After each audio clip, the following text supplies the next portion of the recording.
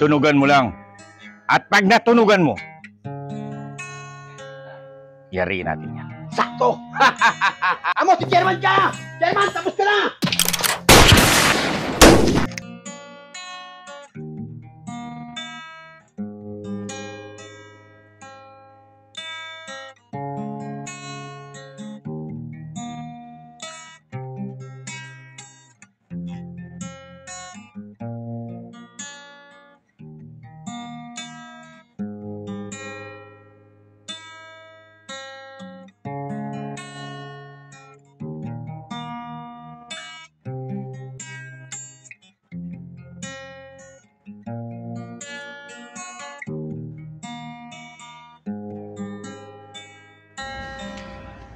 Hello, Erap, ang padrino, binabati kita ng happy birthday, belated happy birthday, Erap.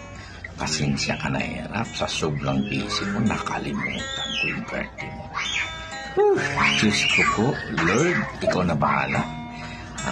I-bless mo pong ang belated happy birthday ni paring Erap, ang padrino. God bless you. Enjoy sa belated happy birthday. Bye-bye. Happy birthday to you.